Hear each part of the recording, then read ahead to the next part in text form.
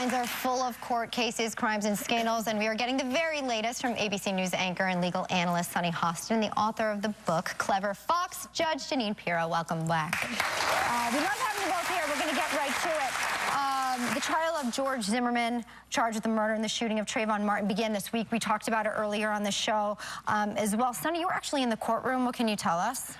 I just flew in just to meet with all of you today. I was in the courtroom for jury selection and all of this week. I will tell you that it is so intense in that courtroom. It's a rather small courtroom, and Trayvon Martin's family has been there from the very beginning. I think yesterday was a very difficult day for the family. Walk out? They walked out. They had to walk out because there were crime scene photos, and the photos that many people saw on television are nothing compared to what we saw in the courtroom. I mean, we're talking about the picture of their dead son laying splayed out on the ground, eyes open. It was really remarkable, and I've put in those types of photos when I was prosecuting cases, but you can only imagine what it must have been like for them. We all speculated on the whole knock-knock joke opening statement. The knock-knock joke heard around the world? Exactly. You were there. How was it received by the parents? What was your initial reaction to it? I thought, oh no.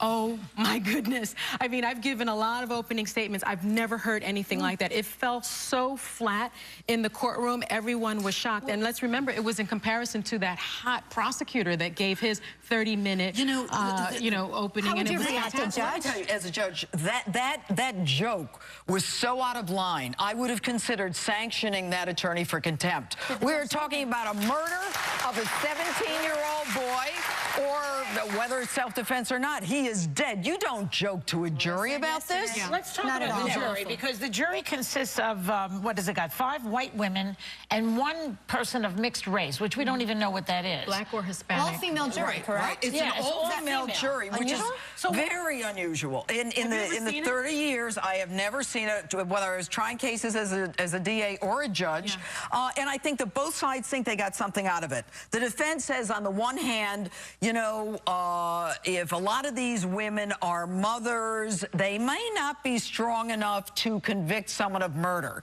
And that's one of the things that I would charge a jury. You're going to have to look at that defendant and come out, eyeball him, and say guilty of murder. It's a tough decision. Then the opposite. I'm giving you the other opinion is this: that the mothers would say Trayvon could be my son, and therefore side with the prosecution. So there's something for both. What about the racial element? See, I don't know. I think race is definitely sort of the elephant in the room. The prosecution didn't even discuss it. They couldn't during opening statements. But getting back to these 6 women, I've got to tell you, 5 of them are mothers.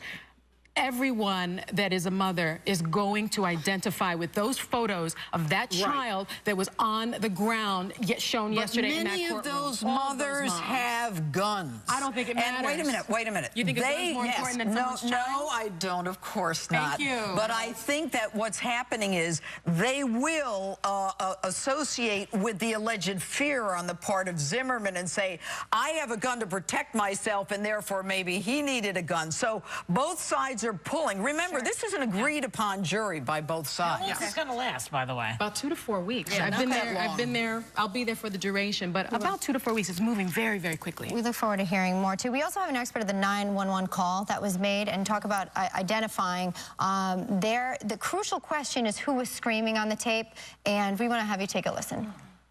911, do you need police, fire, medical? Maybe both. I'm not sure. There's just someone screaming outside. And is it a male or female? It sounds like a male. And you don't know why? I don't know why. I think they're yelling help, but I don't know. Does he look hurt to you? I can't see him. I don't want to go out there. I don't know what's going on. So they're sending him. So you think he's yelling help? Yes. All right, what is your number? Just there's gunshots. You just heard gunshots? Yes. How many? Just one. Get down. So we hear the screaming, gunshot screaming apparently stopped, but right now, audio experts cannot testify in this case. Why not? Well, because they're saying it's junk science, and the judge said it wasn't reliable. But I got to tell you, everyone's talking about, oh my goodness, no experts. you're going to have an expert testify, and that's going to be Sabrina Fulton. And she's going to get on the witness stand, and she's going to say, those are my son's cries. You mean to tell me that's going to be more important or less important than an expert? No way. Well, I mean, the Zimmermans are going to get on the stand, right, too. But you see, that science really is not sophisticated enough to say a scream is from you or you when you can't compare it. I'd rather have a mom get on the witness stand. She will. Reasonable doubt. We actually want to hear more from your area of expertise. When we come back, we're going to talk Paula Deen. Stay with us. We are glad to be back with Sunny Hostin and Judge Jeanine Pirro. We want to talk about Chef Paula Deen, of course, fired by the Food Network after admitting she's used the N-word during a deposition. Now, the suit was filed originally by a former employee, Lisa Jackson. Now that all this has been made public, is this a slam dunk case, Judge? Well, there's no such thing as a slam dunk, but it certainly gives Paula Deen the incentive to try to settle this case. But what is fascinating about this is that the plaintiff in the case is not African American. She is white, and she is alleging sexual harassment on the part of Paula's brother. Right. She says, though, that the atmosphere and the environment was one of racial discrimination. So the question is, what she said, what is the relevance to the sexual harassment? But I'm not so sure that ultimately that will make the case winnable for the plaintiff. Are all these interviews that she's doing, will they all be admitted into court? Can they be used against her? Unless she says something that is contradictory to something else she said. But I really believe this will be settled. What about other employees who are in the atmosphere? Forward in a minute. Yeah. Every employee is saying, wait a minute, if she's saying there was sexual, racial discrimination, I'm of this particular bent, and she's got a lot of money. She's money bagged. And she admitted to using, you know, the N-word. What was shocking to me as a person of color was her response during the deposition. When she was asked whether or not she used it, her response was like, yeah, of course. Almost like, who doesn't? Well, hello, Paula, I don't, and no one should. But I think what's interesting is the plaintiff says that she never heard Paula say anything racist. But she admitted to it. No, 30 years ago, which I'm not condoning. 20 or 30 years ago. She said 30 today. She said 20 before in the statement. But the bottom line is that the plaintiff says, I've never known her to be racist or make a statement. That is very interesting. That is interesting. So it's a lot of craziness. So no slam dunk indeed. I want to move on to New England Patriots football player Aaron Hernandez. It seemed like it was a long time, but he was part of an investigation into the murder of semi-pro player Odin Lloyd. He was just arrested, Aaron Hernandez was, a few hours ago. What can you tell us about the case, Sunny? Well, you know, we don't know what he was arrested on, but we do know now that an arrest warrant was issued because, as you see, there was the big perp walk out front of his home. Right. I think that tells us a couple of things. It tells us, one, law enforcement really comfortable with the evidence underlying the arrest warrant. And two, I mean, he has a lawyer. Why not then go to his lawyer and agree upon a way to surrender instead of that very public perp walk? That tells me either they're trying to pressure him into something, or they really believe that they have their guy. The cops went to his house a few times. What are they looking for there? Well, they already found a bunch of stuff. I mean, he destroyed the surveillance system that he allegedly destroyed, the cell phone that he destroyed. They took dogs in, whether it's cadaver dogs. Was he dead there at the scene? The victim was found within a mile. You've also got all kinds of forensic testing that will be done. He brings in a cleaning service within a couple of days, a major cleaning service. They will go through all of the forensics, and they've got the goods, make no mistake. And by the way, you know, as someone who's made these arrests, you don't have to agree to the defense attorney. Okay. Well, he is apparently dating the sister of Aaron's girlfriend. So there is a connection. But it seems very suspicious. And more to come, I'm sure. Judge, I want to ask you, you've written your second legal thriller, Clever Fox. It's about a female prosecutor in the 80s. How much of the Clever Fox is you?